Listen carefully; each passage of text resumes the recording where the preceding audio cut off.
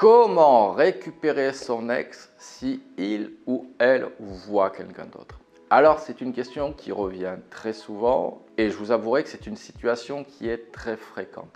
En effet, la reconquête amoureuse prend souvent du temps et donc durant ce laps de temps, il va y avoir bien souvent une remise en couple de la part de votre ex. Cependant, je distinguerai deux situations.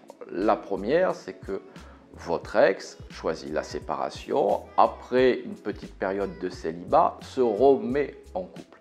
Bref, avec une personne que bien souvent vous ne connaissez pas, qui ne gravitez pas dans son vase clos. Bref, votre ex n'est pas parti pour quelqu'un, votre ex est parti pour vous et durant sa phase de célibat a rencontré quelqu'un.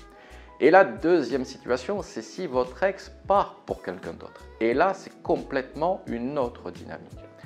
Dans ce deuxième cas, je vous demanderai, et je vous le demande toujours en coaching, de vous poser les bonnes questions et savoir si vous souhaitez réellement récupérer un ex qui vous a trahi, qui vous a menti, qui vous a trompé, vous a quitté et en plus, vous faites des pieds et des mains pour récupérer ce type d'ex. Je me demande qu'est-ce que vous attendez de ce type d'ex-là. Je fais un petit point sur l'infidélité. Moi, je ne fais pas de morale et encore moins de moraline. Je ne dis pas que l'infidélité c'est bien, je dis que ça peut arriver et ça arrive fréquemment. Il y a une différence entre être infidèle et partir pour cette personne. Encore une fois, ce n'est pas la même dynamique de confiance, ce n'est pas la même dynamique de pardon. Donc dans ce deuxième cas, j'insiste souvent, mais posez-vous les bonnes questions sur l'opportunité d'une reconquête amoureuse dans ce cas-là. Et la troisième chose que je voulais vous dire, avant de voir un peu plus en détail cette vidéo sur comment récupérer son ex quand il ou elle a quelqu'un, c'est que bien souvent la rupture amoureuse est arrivée par une absence ou un défaut de complicité qui a été cumulé à une baisse de valeur perçue de votre valeur aux yeux de votre ex. C'est ça que vous devez comprendre. Parce que bien souvent, vous misez sur les sentiments et vous tapez à côté. Ce n'est pas une question de sentiments. C'est une question, vous n'étiez plus complice avec votre ex. Votre valeur perçue à ses yeux avait trop été dégradée pour que le couple puisse survivre à cela. Et vous le savez très bien. Bien souvent en coaching, quand je vous pose la question, depuis quand vous n'avez pas eu un fou rire avec votre ex? Depuis quand vous n'êtes pas réellement marré avec votre ex? Depuis quand vous n'avez pas formé une réelle équipe avec votre ex? Et bien souvent, après un blanc qui dure quelques secondes, vous me dites, je ne m'en souviens pas, ou il y a très longtemps. Donc, votre ex ne va pas rester dans une situation où l'épanouissement est en berne, la complicité est absente et que votre valeur en plus a été dégradée. Donc, que faire maintenant dans ce cas-là? La première chose à faire, c'est digérer et accepter cette situation. Je sais que ce n'est pas évident. Je sais que lorsqu'on souhaite récupérer son ex, lorsqu'on aime une personne, le ou la voir dans les bras d'un autre, c'est très perturbant. Ça fait mal, on a de la rancœur, de la colère. On a envie de crier à la terre entière notre malheur. On en veut à la terre entière d'ailleurs. Cependant, tant que vous serez dans cette dynamique-là, vous n'arriverez pas à récupérer votre ex. Il faut vraiment digérer et accepter cette situation. Encore une fois, votre ex, dans le cas 1, est célibataire, donc votre ex ne vous doit plus rien. Votre ex vous a rendu votre liberté et a repris la sienne. Donc ça, vous devez le comprendre parce que bien souvent, vous êtes dans le déni de la rupture. Vous pensez que votre ex vous appartient toujours malgré la séparation. Or, ce n'est plus le cas. Votre ex ne vous doit plus rien. Et donc, votre ex a le droit de rencontrer quelqu'un.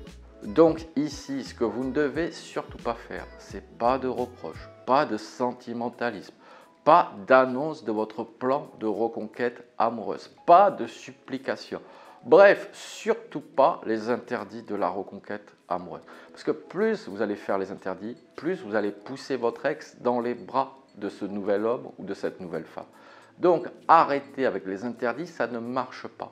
Votre valeur a été dégradée et en faisant cela, vous continuez à dégrader votre valeur. C'est tout ce qu'il ne faut pas faire lorsque votre ex a une nouvelle personne dans sa vie. La deuxième chose, c'est comprendre les mécanismes de l'attraction et du désir.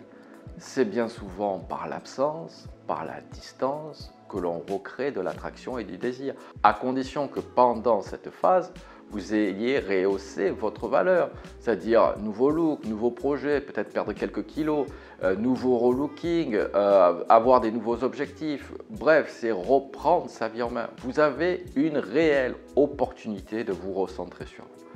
Bien souvent, lorsqu'on est en couple, on se dit « purée, j'aimais bien ma vie célibataire ». Et lorsqu'on est célibataire, on se dit « purée, j'aimerais bien récupérer mon ex ». Donc là, profitez-en pour vous recentrer sur vous. Peu importe ce que vous avez envie de faire, c'est pour vous sans votre ex. Et vous devez rehausser votre valeur durant cette phase-là. Parce que généralement, lorsque votre ex se remet avec quelqu'un, il va y avoir ce qu'on appelle la phase de lune de miel qui va durer 2, 3, 4 mois. Et à partir de la fin de cette lune de miel, votre ex va voir les défauts de son ou sa nouvelle partenaire.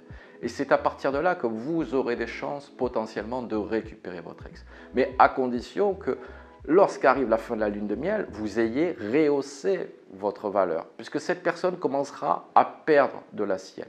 Donc là, ça sera à vous de montrer que vous avez su surmonter la rupture, l'accepter, que vous êtes dans une nouvelle dynamique et que vous avez repris votre vie en main. Si je devais faire une analogie qui puisse vous parler, c'est comme si vous alliez faire une grande présentation à l'oral. Vous n'allez pas toutes les 2 minutes faire la présentation pendant votre préparation. Vous allez d'abord vous préparer et après vous allez faire votre présentation. Ça va être pareil avec votre ex.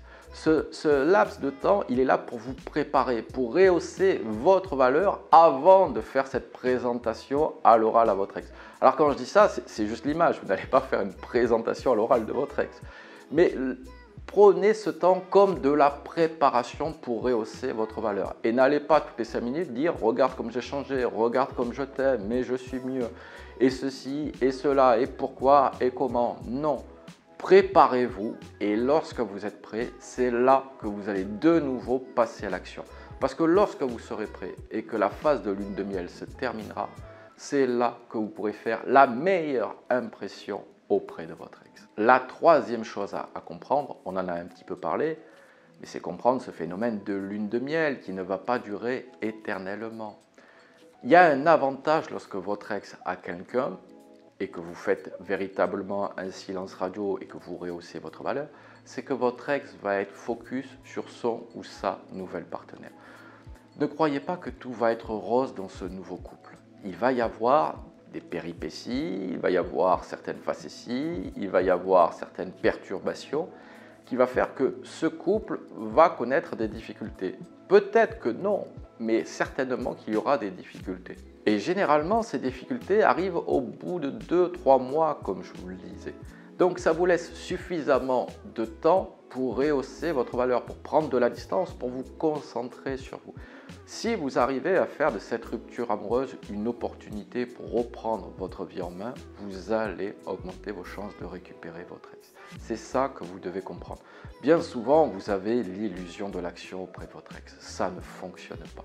Au contraire, moins vous en faites, j'ai envie de vous dire, et plus vous allez attirer l'attention, la curiosité, parce que votre ex va se poser des questions au moment justement où cette personne va perdre de sa valeur. Et il n'est pas rare de voir en coaching, à partir de cette période-là, que votre ex commence à vous recontacter, à vous envoyer des petits coucou, comment ça va, qu'est-ce que tu deviens, tiens, j'ai vu que tu avais fait ça sur les réseaux sociaux, etc. C'est justement concordant avec la fin de la lune de miel avec son nouveau couple. Parce qu'à partir de ce moment-là, il va y avoir un phénomène inconscient de comparaison. Vous versus son ou sa nouvelle partenaire.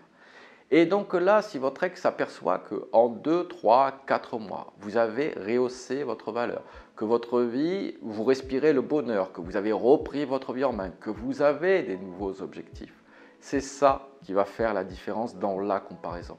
Votre ex ne va pas vous comparer par rapport au passé. Votre ex va vous comparer par rapport à maintenant et le bonheur potentiel que vous pouvez lui offrir lors d'une remise en couple. C'est pour ça que je vous dis de rehausser votre valeur et c'est le plus important dans une reconquête amoureuse. La quatrième chose que j'aimerais vous dire, c'est pendant ce temps-là, il ne faut surtout pas mettre votre vie en pause. Ça, c'est une grave erreur. Et je pense notamment à des nouvelles rencontres potentielles que vous pouvez faire. Vous devez faire des nouvelles rencontres. Alors là, bien évidemment, tout dépend de vos valeurs et de ce que vous avez envie. Je ne vous dis pas de vous mettre en couple. Je ne vous dis pas forcément de coucher. Vous faites ce que vous voulez. Encore une fois, moi, je ne fais pas de morale ni de moraline. Vous faites ce que vous souhaitez. Votre ex vous a rendu votre liberté. Donc, faites-en ce que vous en avez envie. Par contre, l'erreur à ne pas faire, c'est de s'afficher avec toutes vos nouvelles conquêtes sur les réseaux sociaux, par exemple. Et de dire, un de perdu, 10 de retrouvé, j'ai trouvé mieux que mon ex, etc. Ça passera pour puéril. Honnêtement, ça ne vaut pas une cacahuète. En plus, quand vous voyez ça, bien souvent, et là, il y en a pléthore sur TikTok, on sait qui a été quitté. C'est la personne qui dit ça. Le quittant ne dit jamais ça. Donc, c'est votre rancœur, votre ego qui vous fait dire ça. Et donc, c'est pour ça que ça passera pour puéril. C'est pour ça que c'est inefficace. Et même votre ex se demandera comment il ou elle a fait pour avoir une relation avec vous. Parce que ça continue à dégrader votre valeur. Et également sur la mise en place de nouveaux projets. Faites des projets comme si vous n'alliez jamais récupérer votre ex. C'est ça qui va compter.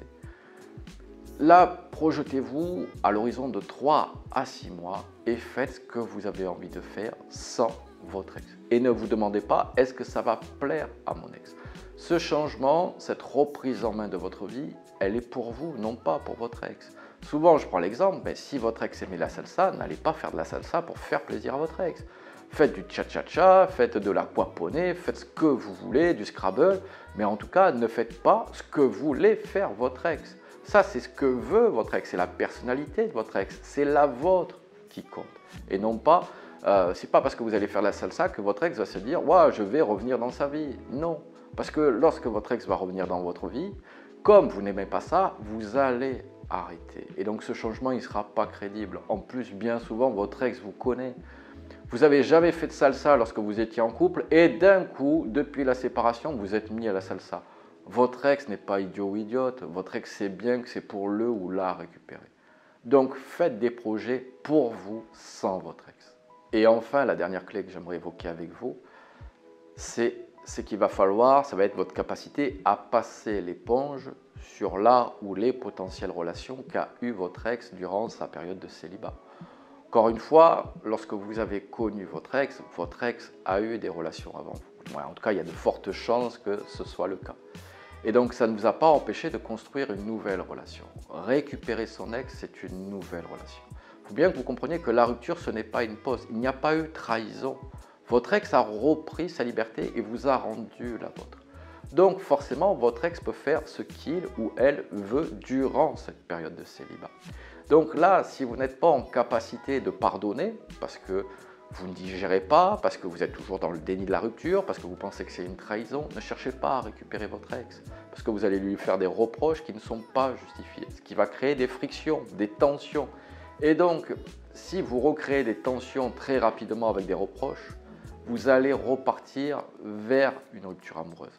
Sachant qu'en plus là, hormis pour votre ego, votre ex, encore une fois, peut faire ce qu'il ou ce qu'elle veut. Lorsque vous avez quitté quelqu'un, vous avez fait ce que vous voulez. Et donc, c'est pareil pour votre ex. Là, votre ex, encore une fois, ne vous doit plus rien. Donc là, ça sera votre capacité à passer potentiellement l'éponge sur la ou les aventures qu'a eu votre ex. Allez, messieurs, dames, je compte sur vous pour mettre ça en place. Si vous avez besoin, n'hésitez pas à prendre une séance coaching. Le lien est dans la description. Abonnez-vous à ma chaîne si vous ne l'avez pas encore fait. Et je vous dis à très bientôt avec James D.